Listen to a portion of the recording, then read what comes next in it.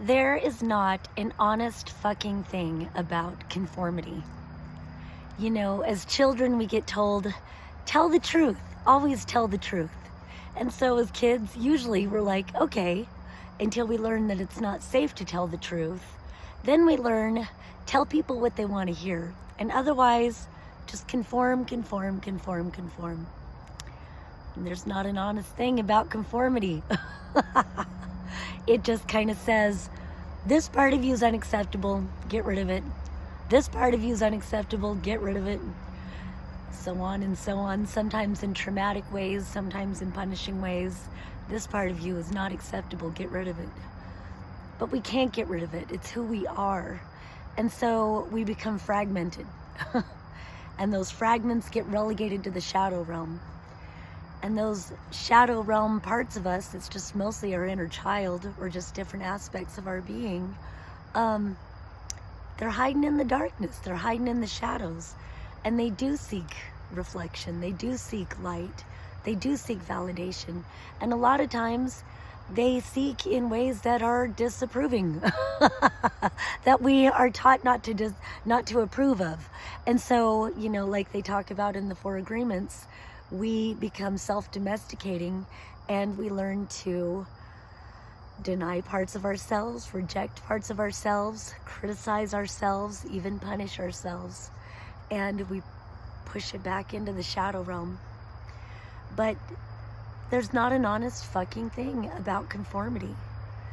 And so when we can come to the recognition, if I have to put on a facade in order for these people to accept me, let's cut to the chase.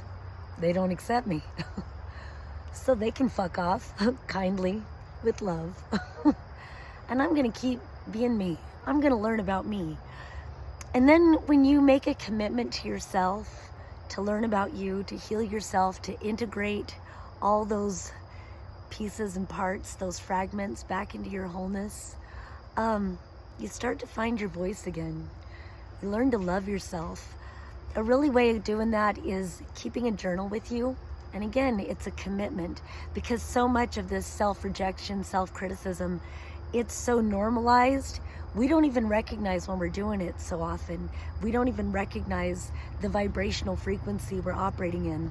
And, you know, by no means have I mastered this. I just channel a lot.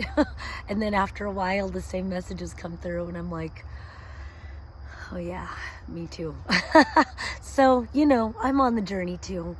But if you can keep a journal with you and make a commitment to recognize anytime you cringe, you know, anytime you go into self-criticism or self-rejection, and a lot of times it is like a cringe, to be like, wait, I'm having a physical response to something, and write it down, you know.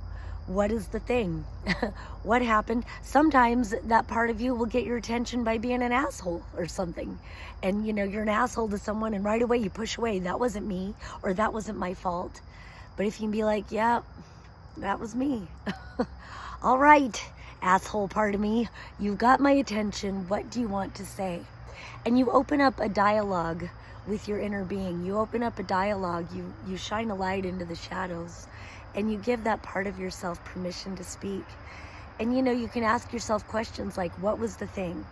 What was my reaction to it? What are my beliefs about this? And, you know, no filters, just allow yourself to write. But at times you can ask yourself, is this really what I believe? Or is this what I was told I must believe? What would I choose to believe about this if I felt like I had a choice? And once you identify those things, then you start to recognize what you actually believe and what you were taught to fear not believing.